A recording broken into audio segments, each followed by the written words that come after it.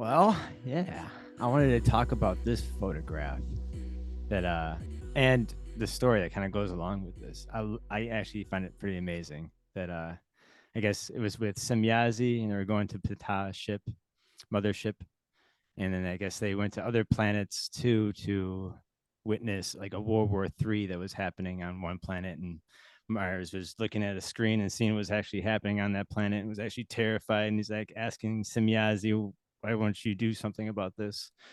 And they said they don't interfere with other cultures and other people's planets. I guess they were even that planet was being looked after by other extraterrestrials, and they were going to handle this problem. But it was interesting. See, there was a missile that kind of went out in space and almost hit their ship, and they kind of had to move out of the way. And I guess Patah's ship zapped it and made it into like turned into like fragments, and really cool incident. Yeah, I think just on that, I don't think they were ever really in danger of being hit, because they can Sure. do anything. But as I recall, they kind of encased it. They stopped it and encased it in some kind of energetic field and then dissolved the whole thing.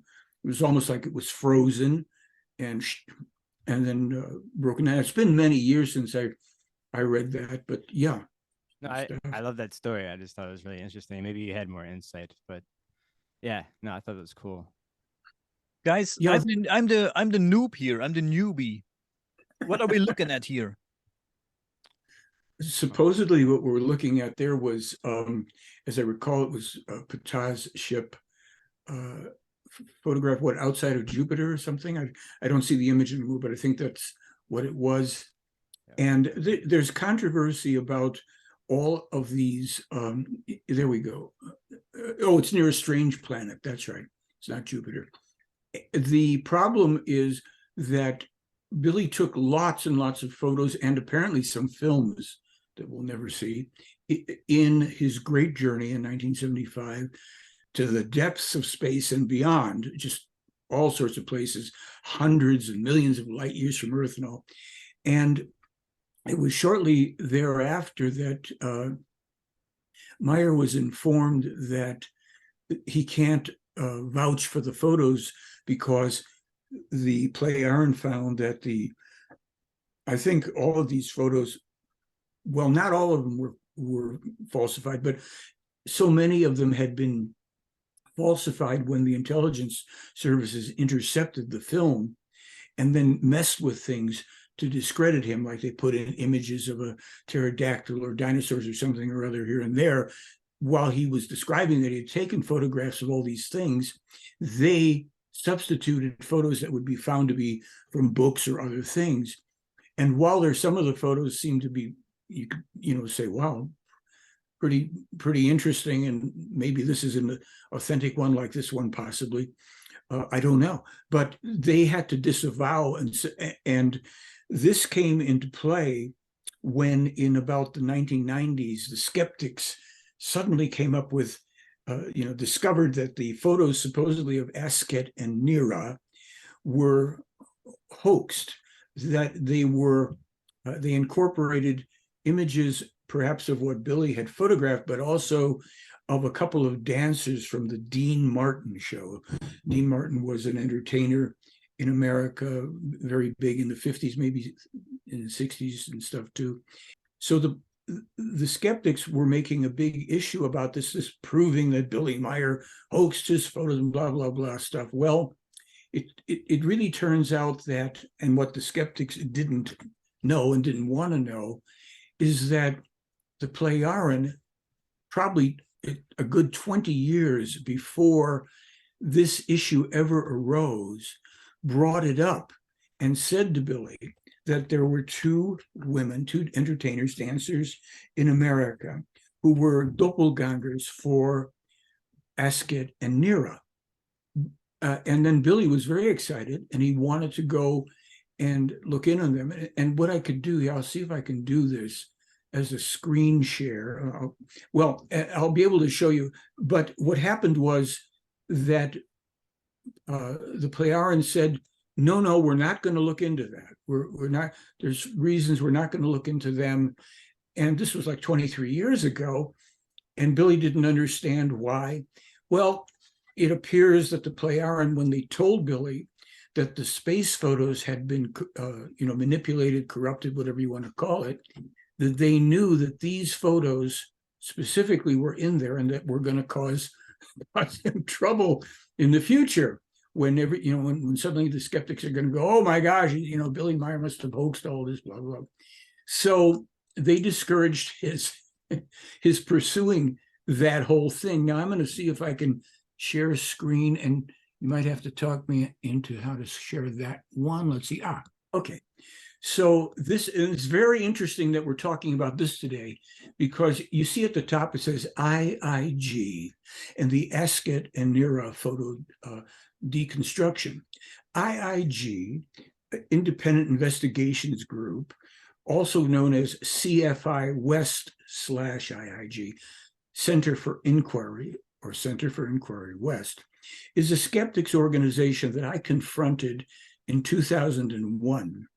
And I challenged them to duplicate Billy's photos, because they were saying, oh, Billy Meier, that's a hoax. All his photos are frauds and hoaxes. So I this is when I was just getting into an even more public thing. I had already been doing presentations for 23 years, since 1987. And then in 2000, I decided to come a little more public. And 1 year later, I confronted these guys because I thought it was very unfair that Billy Meier, this nice guy in Switzerland with the most amazing evidence the world had ever seen, is being called all these names and people trying to kill him. If this guy's a hoaxer, why are they trying to kill him and do all this stuff? Just let him be, or call him out. But no, people have to try to kill the guy, and they're really going to all this trouble. Well, it turns out, and we'll get to it after we cover this, today I posted a blog connected to this group, IIG and CFI, and one particular skeptic who for 15 years has falsely used our website name, They Fly, and he put up two websites, theyfly.org and theyfly.net, complete disinformation and attacks on Meier. And I finally had enough of it after 15 years. So today I posted an expose on it. We can get into that, but let's address this one for you. This up here tells you background information about the photos that Meier took, what numbers they were, and all of that, and the three photos that they are dealing with here, and how things got, kind of messed up. Now, IIG has an explanation. They say, here's the truth. Asket is actually the singer and dancer Michel de la Fave. Now, what happens in this article, and I'm not going to go through everything in it, but because anybody can and everybody can, what they show, what we got to show through the people who dug in and did this, is that the photo attributed, directly to Asket by Billy Meier is completely different from the photo of the very similar lookalike, Michel de la Fave. And there's a lot more to this. It's interesting because Michel de la Fave contacted me through a friend of hers years ago, as you guys know, 5 years ago, whatever it was now. She wanted to meet Billy because she said, I know Billy's telling the truth. He's not a hoaxer. I really want to meet him. And so I got to set it up to a degree. I made the introductions, and they made their arrangements, went over. And Billy has a photograph of Michel de la Fave on his desk. And Billy says, every time I look at that photo, it's just so uncanny that she looks, in this earlier photo, looks so much like Asket. I don't know. I think Asket actually has dark hair, whatever it is. But there is all this information, and it shows as you go through this how the falsification is revealed. And there's other right up here in this photo. And as I said, I'm not going to go through the whole thing because people can find this. It's not hard. If you look right where my cursor is, this triangle and this one, these are the collars of the shirt that we think Dean Martin was wearing in the original thing, that the intelligence people overlaid photos because Michel de la Fave was over here.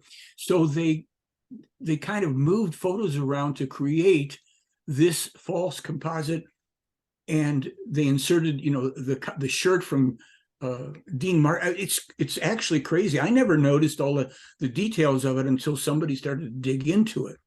So this is very, very important because Cal Korff was one of the people who supposedly was coming up with this, in 1998. Billy Meier hoaxed this thing. And it turns out that you go back to 1976 when they're telling Billy that this is not to be trusted, this whole thing. Now, I'm going to see if I can find, I think the quote is in here from them, but they explain how it was done. And, this was done to try to, discredit Billy again in some way. And of course, Billy never even had any photographic equipment. And there were, in the Ascot and Nera photos, there are no lines coming across that the cathode tube, if he had been able to photograph or video off of the screen, which would have required a whole bunch of other sophisticated things. How would he know when they're going to be shown? And and getting the camera set up, and there's no photographic evidence in Meier's photos of any kind of a surrounding thing from a TV set, or it just goes on and on. But people can determine this for themselves, and if they can't find it, I can help them find it and show them where it is. But this is the kind of trouble that people would go through, the manipulations of his photographs.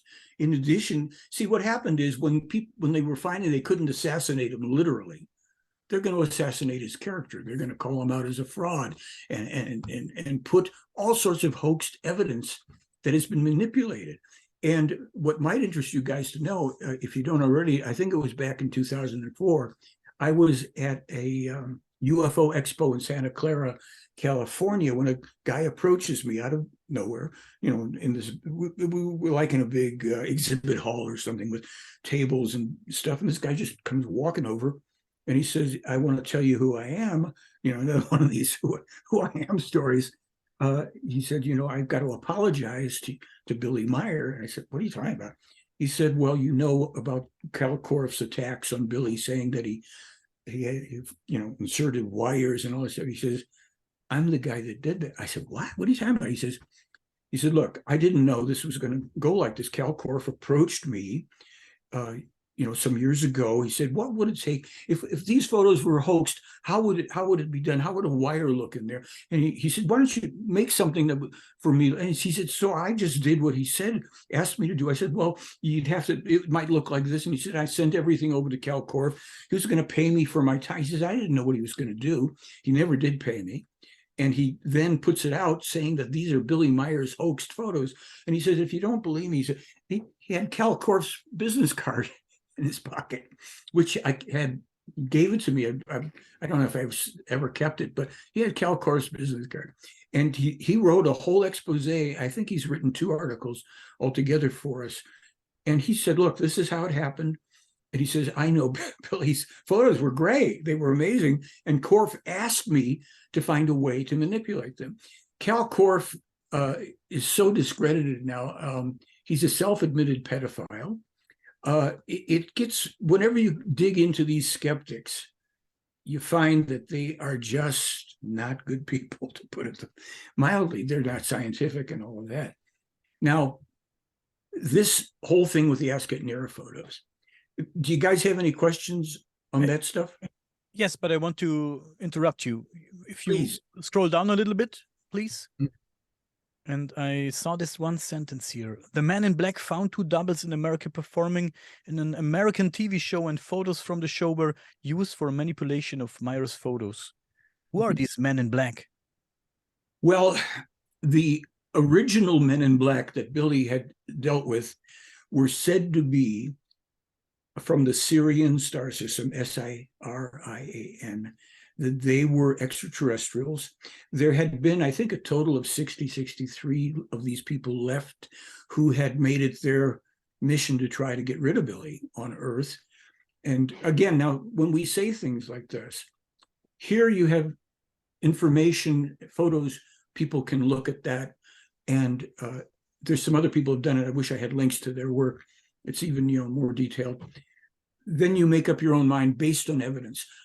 This is simply according to the information in the case. I say that when I cannot prove that there are Syrian or were Syrian extraterrestrials out to kill Billy. I can say that there have been 25 documented attempts on his life, some of which he had attributed to these alleged extraterrestrials. And there are eyewitnesses, even though I've interviewed 14 eyewitnesses to assassination attempts on Billy, but there have been many more people who were there that I did not ever meet and, get to, get to interview. So on information like that, I have to leave it in the realm of according to the information in this case. And that's the best I can do with that. Another question, because I think I didn't understand it correctly. What exactly is IIG? Okay, IIG, Independent Investigations Group, aka also known as CFI West/IIG, is a skeptics organization. Literally, these people are, they have skeptics organizations where these people who are professional skeptics, it's a business, and they go out to debunk paranormal claims. Now, frankly, most paranormal claims are nonsense. They are easily explained as either hoaxes or things that we don't yet have the right understanding about if they are real. And very few so-called paranormal claims are paranormal. They are, they are just that we don't understand all levels of physics that we might think we do. So IIG was also connected to a guy named James Randi. James Randi was, like one of the major players in skepticism, professional skeptic, James Randi. Wasn't James Randi, excuse me, sorry. Wasn't James Randi the guy that tried to debunk this magician? I forgot his name. Uri Geller? Uri Geller, right. Yeah. The late James Randi tried to debunk Uri Geller. I don't know about all these things, but see what happened. The reason I zoomed in, I challenged James Randi, and I sent them the Meier material. And today's blog, I have links to all of what we're talking about, interestingly enough. And what happened was he basically said it was a hoax. And then he retracted his claim that it was a hoax. And I called him out on that because I said, James Randi owes Billy Meier $100,000. And he backed away from it. They would never address it. So I went after, these people, these skeptics, James Randi and others in this organization. And this evolved into something that I wrote this whole blog about today, to be honest with you, and calling out one of the main people who's been just so dishonest. I have not found any of the people that call themselves, professional skeptics that are honest.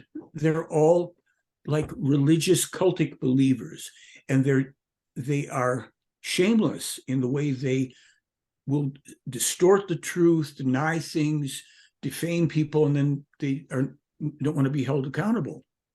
So whenever you want, we can go into that in more detail, but that's that group. I went to them initially, IIG, in 2001. I went to their offices and I showed them Meier's evidence. And one guy there said, oh, this is an easily duplicated hoax. And I said, really? He said, yeah. And I said, okay, duplicate it. Just use the same things that Meier did. This is 2001. This is before there's a lot of fancy CGI going on, I think. And I said, here's the camera used, all this stuff. Well, this guy could never duplicate it. And they eventually published some really bad amateurish photos that it was a big fail for them, and they wouldn't want to admit it. And the guy, Von Rees was the guy's name, and along with James Underdown and Vaughn Reese were the original people, 2001, that I encountered.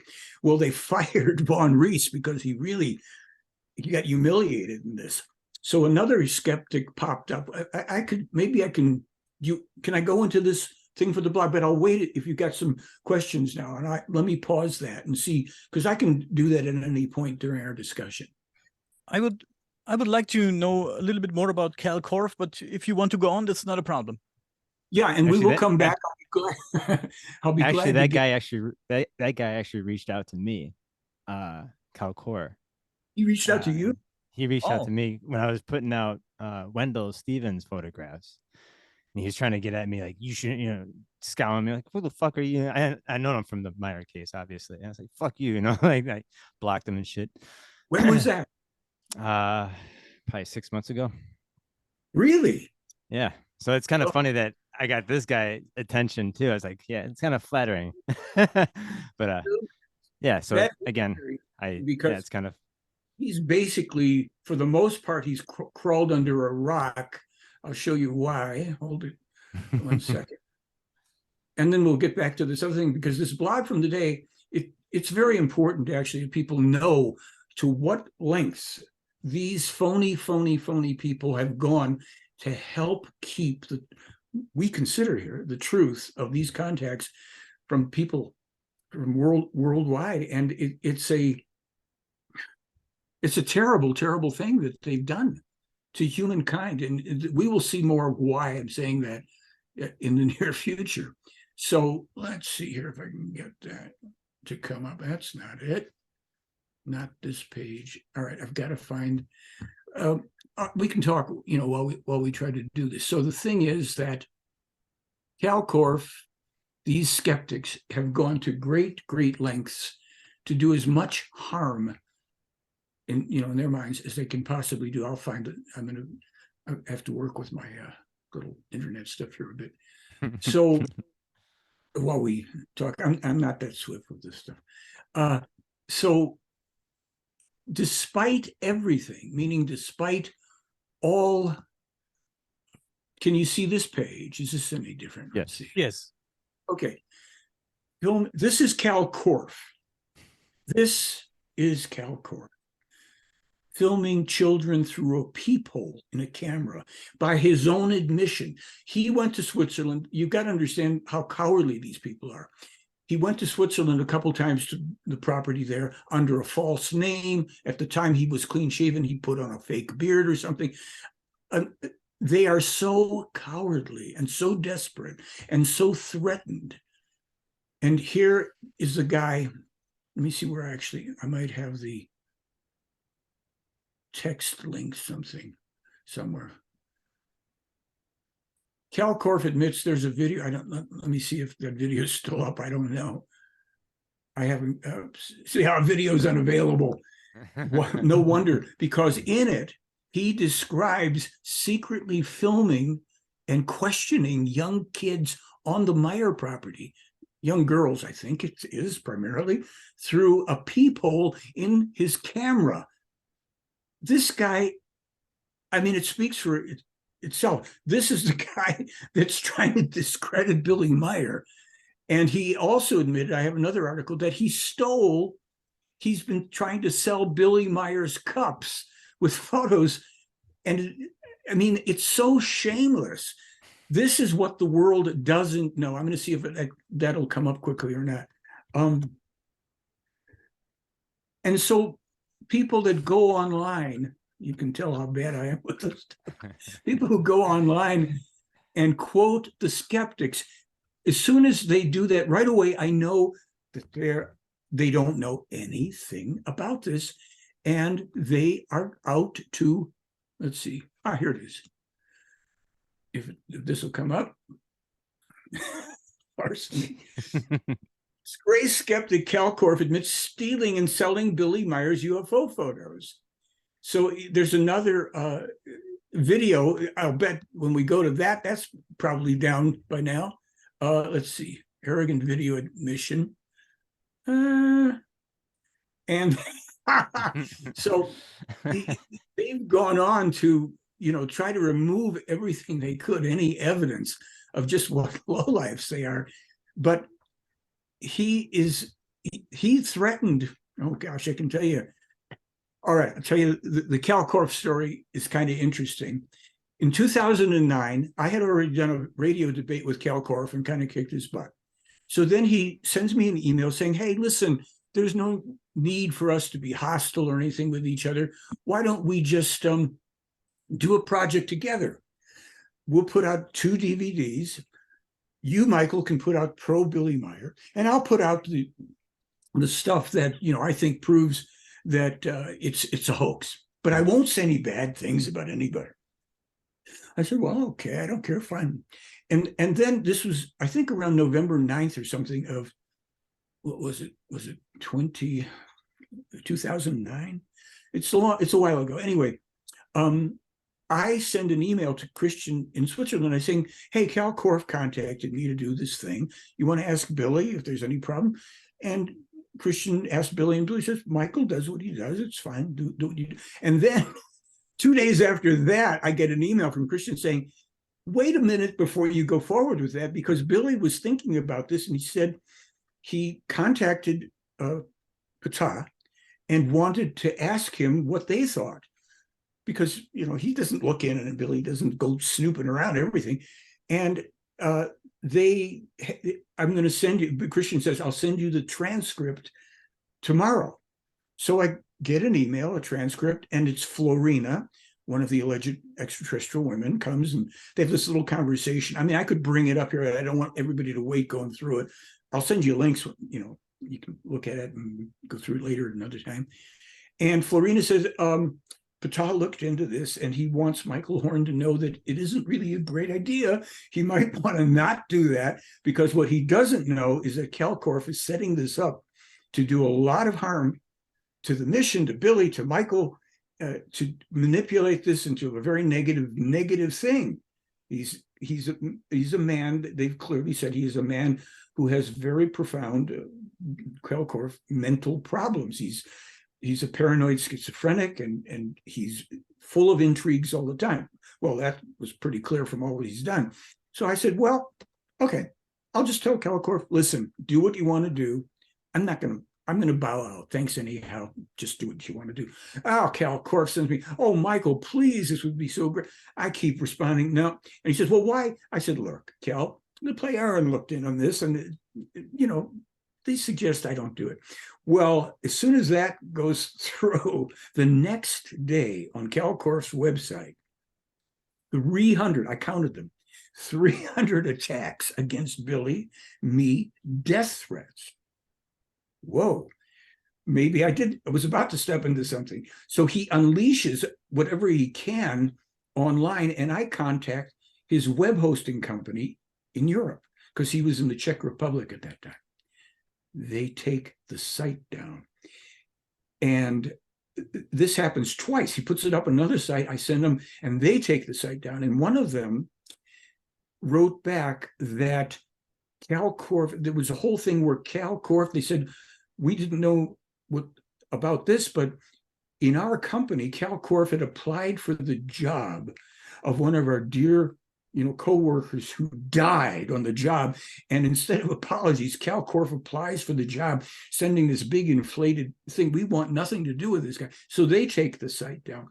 And then Cal put a site up on an American web hosting company. And I didn't go after it, because I thought, I'll just watch what he does here. So at least we know where Cal is. So, all this stuff. And then we find this video with him admitting to filming little girls while he's on the Figu property and stealing, Meier's selling his cups. And I mean, the guy is a bit of a train wreck.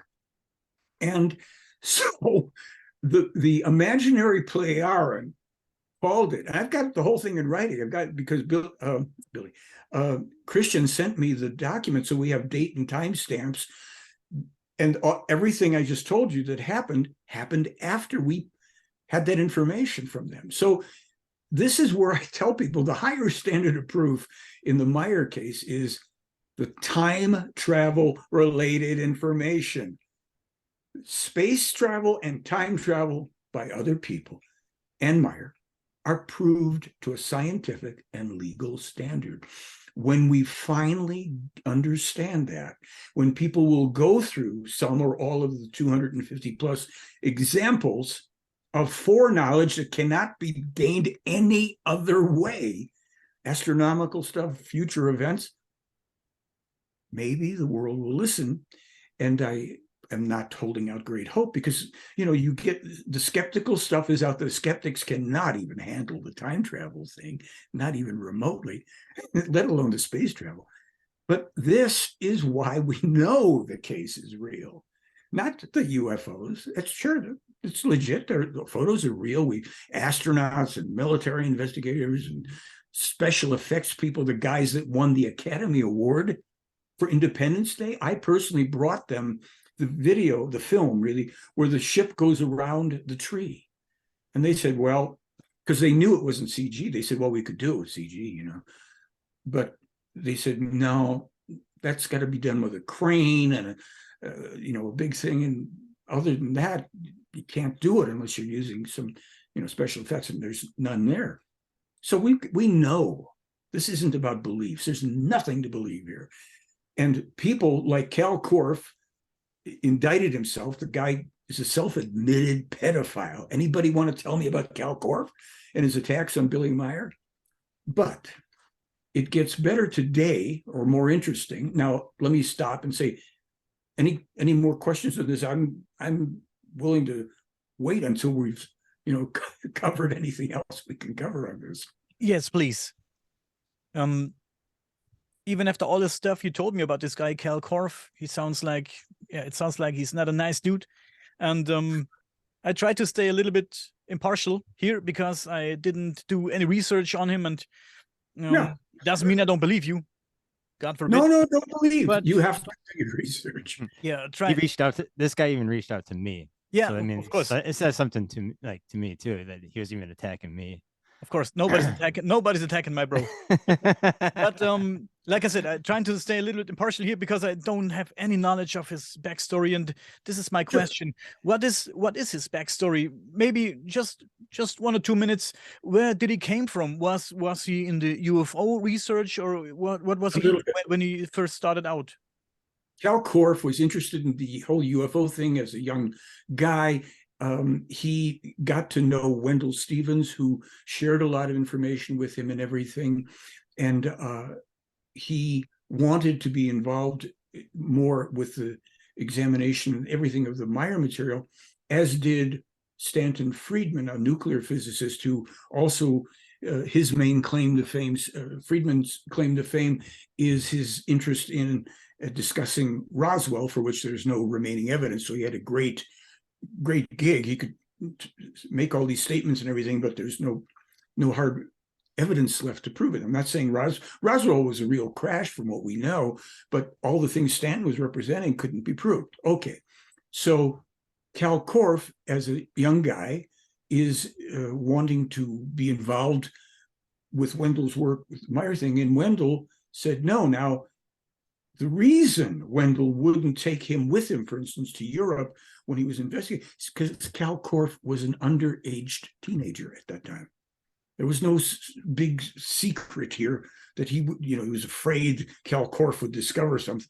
He couldn't legally do that, but Cal Korff wouldn't admit that. He made it into a big, thing, and then he would later on go to defame Wendell, and he's a person who has no character. It's unfortunate, but all of this is a matter of record, and you can try to find pro and con on it and make up your own mind about it. The facts are that Cal Korff published then this book, Spaceship from the Pleiades, which James Deardorff, I believe, may have been the guy that completely ripped that one apart page by page and showed how false everything was. So, and other people have done the same thing. And Korff has these fantasies that he has 500 book publishing deals and all this stuff. He creates fantasies that everybody's seen. There's even a website dedicated to how crazy Cal Korff is. I mean, I'm not. There's other people where they simply publish all his lies about everything. So you can find all this stuff and you make up your own mind. But clearly, he tried to suck me into something that would have been not good for me, for Billy, for our work. And I didn't know that at the time because I said, I don't carry grudges towards these people or towards anyone.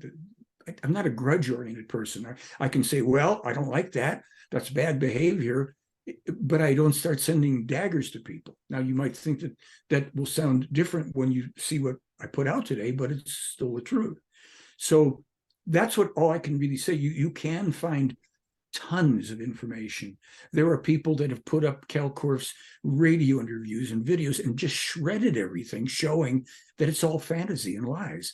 And we think, because he had been involved with a guy named Moore, I forget the first name, if it was James Moore, not a current guy named Moore, but there was a guy who was a CIA asset from what people were able to find out.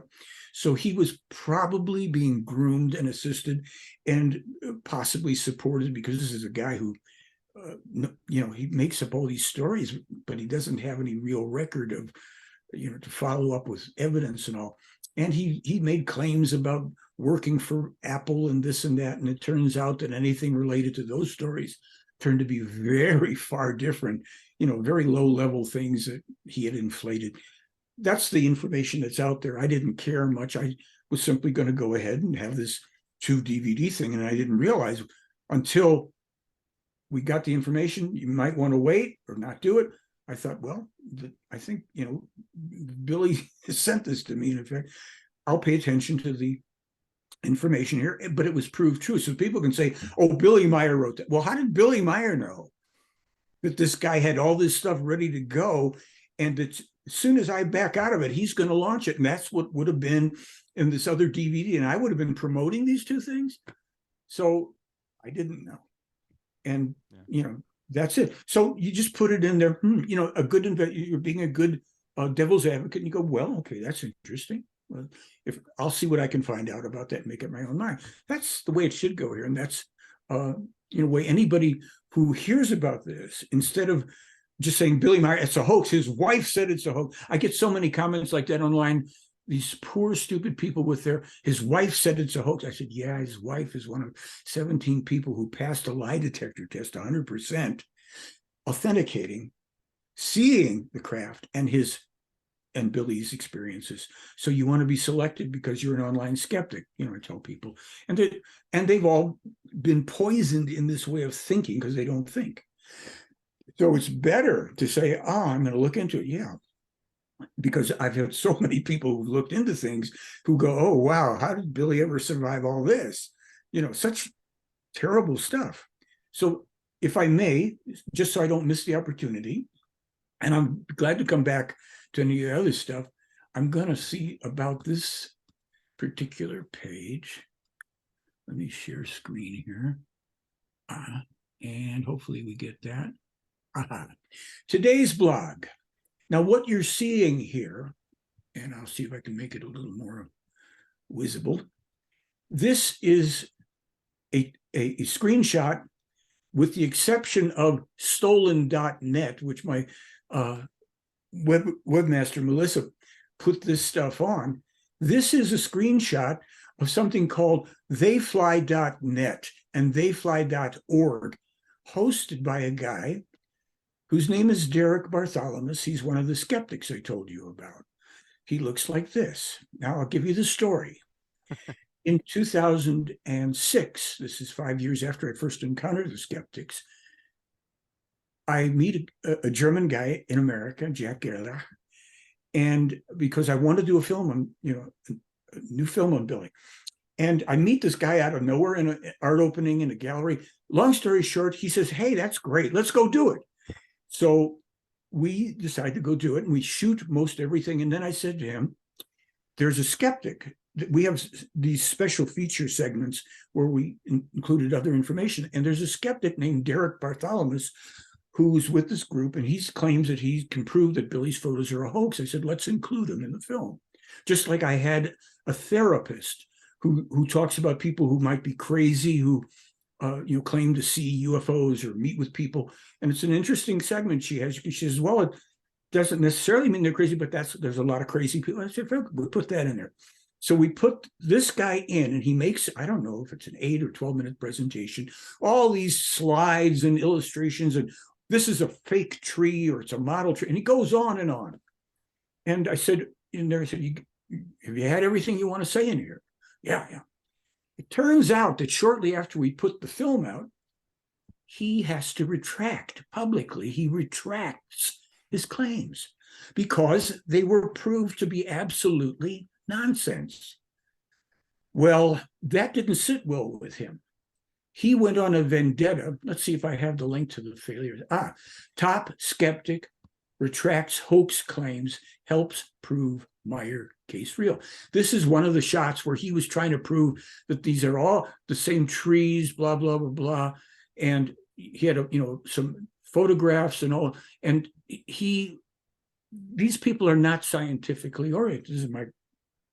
They don't look at details. Oh, it looks like it's got to be the same tree. It's the same tree, and Meier hoaxed it. Oh, really? Now, let's see if we have his quote here. I will also agree with Horn that the photograph section of the short version of my lecture was the weakest part of my presentation. Of course it was, because he based his whole presentation on that, and it was wrong. So what happens? So this guy then goes on to alter an email of mine. Skeptics at IIG caught falsifying evidence. He went and changed an email of mine, built this whole thing up about supposedly, lying and all, and I caught him on it, and I exposed that. So what does he do? For 15 years, he's had the site up under 3 different names, including Billy Meier, UFO Case, theyfly.net, theyfly.org. These are the kinds of people that keep the truth, that keep the opportunity for people to think through the truth themselves if they are, swayed by this stuff. So the skeptics went and they had to retract their claims as well. Now, they retracted another claim against Meier, and that had to do with the electron microscopic analysis by Marcel Vogel of the images. They had claimed, he couldn't really see this. He didn't use X-ray energy dispersion spectroscopy, but it turned out he had. So they had to retract that. And, there's tons of other names here of these people. Now this organization has a page, I'll see if we bring it up here, where they have all the stuff about Billy Meier before, but now you can't find it. Now it's all this easy to attack. Here's all their investigations. They don't have Billy Meier on this page. They have all this silly stuff with people that claim they can bend things with their mind and they're talking to the dead. So what they do, they have a $250,000 challenge. $250,000 challenge for anybody that can, prove paranormal. Well, certainly time travel is paranormal, but they're not going to touch it because they removed the Meier case from their site, and they only left a couple of debunked articles, emails up somewhere on the remote part of their site. So they have just done with this Derek guy being the most proactive, hosting a website under 3 different things. So if you're searching for Billy Meier UFO or They Fly, you'll often get those websites, and then you think you found the real thing, but you haven't. So this is a form of what we call stolen valor. He's trying to trade off of somebody else's accomplishments and then misusing the brand names and putting up fake Billy Meier sites. That's what these people. Look, if Billy Meier's stuff's a hoax, how come none of these people can prove it? And they all get shot down and they trip over themselves. And these are Michael Shermer. Who's Michael Shermer? He's another major skeptic who, it turns out, has been accused of rape by a number of women and a whole bunch of conflict stuff on there. And Andrea went and did an email exchange. The guy would never really address the evidence because he can't. He would say, oh, those are pie plates. Any child can make a photograph like that. So when a human being should ask themselves, why have all these people, even SETI, search for extraterrestrial, they search for extraterrestrial intelligence. You people have been given that stuff for over a dozen years, and they will only try to dismiss it. They won't discuss it. They absolutely suppress it.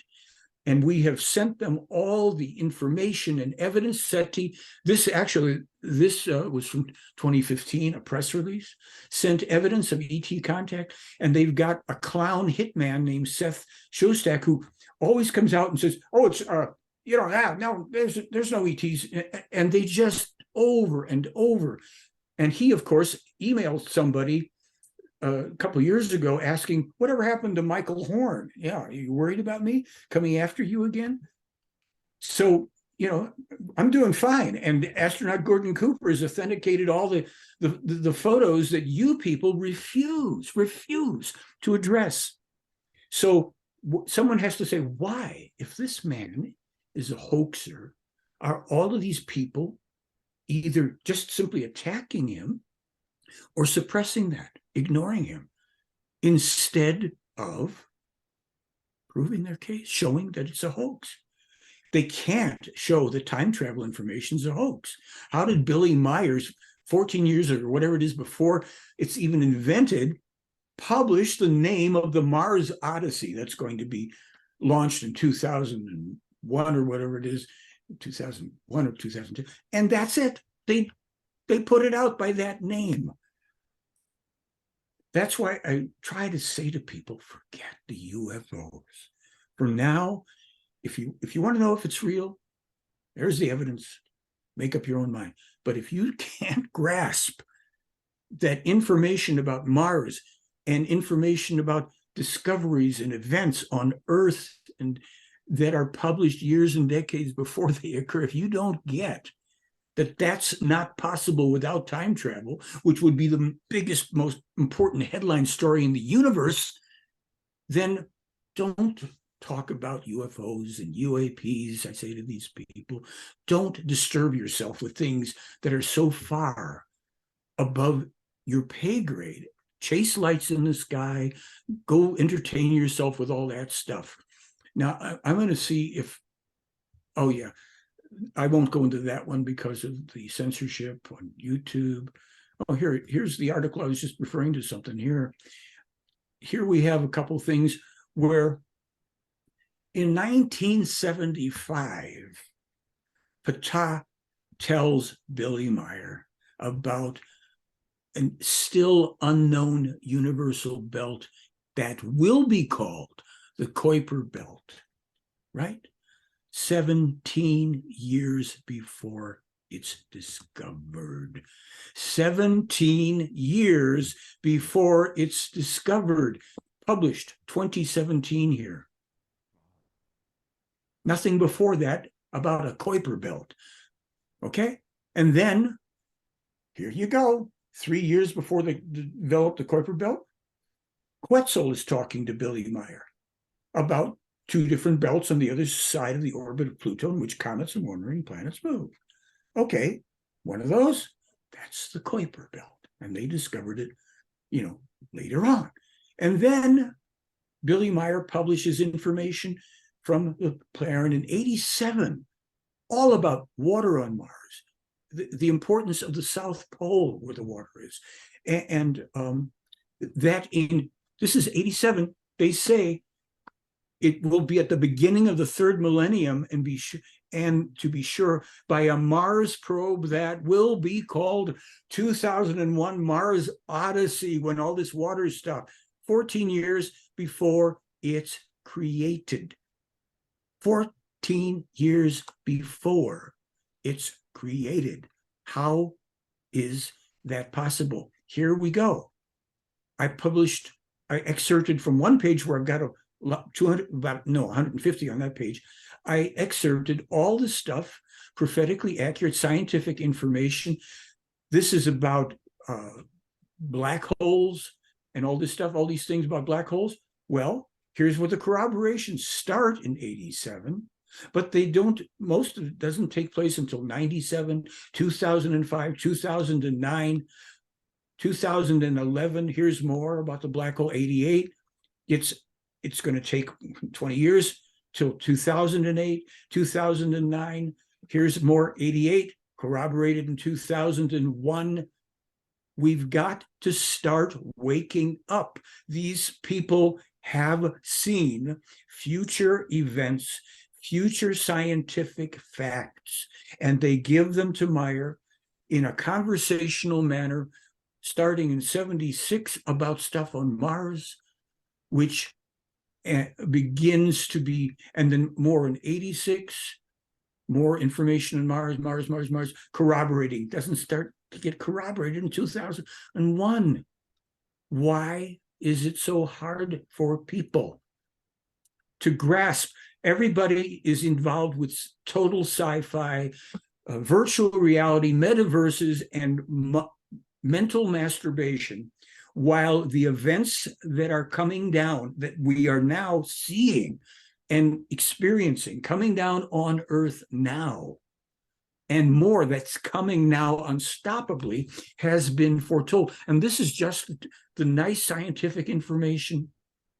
Billy's told this stuff back in the 80s here, 87. They start in 2001, 2007, 2008, 2009, 2012.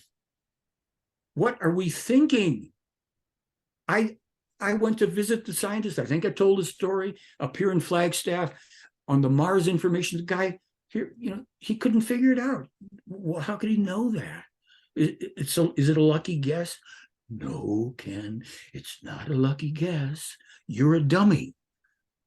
And that's it. Here it is, information that was corroborated from 223 on the climate change on Mars and stuff, and the moon. It goes on and on. Here it is. This was the big one, one of the biggest ones, where rings around Jupiter, super hot, electrified, March 3rd, 1979. March 3rd, 1979, March 4th. That's great. Except that Meier had published it all October 19th, 1978. And this was called, all this information on Io was called the most important discovery of the Voyager mission. Here. The guy says, this was really beyond our imagination. I talked to one of the scientists on this, Joseph Vaverka from Cornell University. I sent him Meier's information about all this stuff on Io, and I got him on the phone at Cornell. And after I sent him the emails, I called him up and said, well, what do you think? He says, well, if he said that, then all I can tell you is he's absolutely right. And he hangs up the phone, wouldn't take my calls. That's what these so-called scientists are about. A bunch of egomaniacs who are so afraid of losing their funding and their book deals and all the rest of the BS, while the world has this information hidden from them that Billy Meier has known for years and decades. Forget goddamn UFOs, people, and all the imaginary space brothers and skeptics and the phonies that have kept this from you. That Billy Meier, going back 76 years, is how long he's, starting in childhood, publishing information about future events, not a one of which has been incorrect. Why? Because his teacher took him and showed him the friggin' future that humankind is making for itself. It goes on and on. And this isn't even on everything this is just a small section, the astronomy.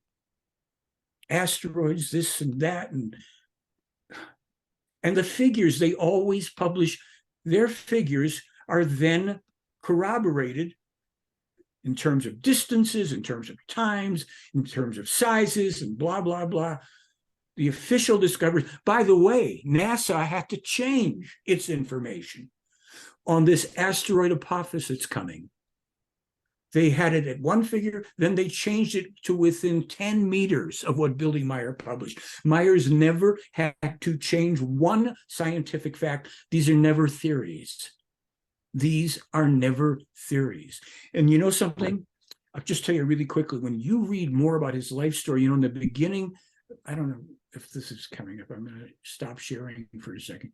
This book is called Introduction to Meditation, which is brilliant. And I mean, if you're interested in meditation, this is the book. But in the beginning, a whole segment where Meier goes into detail about his life, his contacts as a child, the adventures he was having with and after them, and how, the whole thing about how he lost his arm. I mean, it's a gruesome thing. I mean, this guy has gone through all this stuff knowing this stuff's on your plate. If you decide to go ahead with your mission, you get all this stuff too. And he said, okay, here we go. I mean, he has his arm mangled so badly that they have to saw off this to a stump. At the same time he has that accident, all of his teeth have been pushed back into his jaw by hitting the front railing on a bus. And then he is hit his head against the side of the vehicle he was in, and that actually left an indentation in the skull and impacted the brain function for a while. All these people that babble about UFOs, do you think that they would accept any kind of a risks to their, you know, phony careers and actually have to undergo people trying to kill them for telling the truth and defaming them endlessly, trying to, you know, kidnap their kids?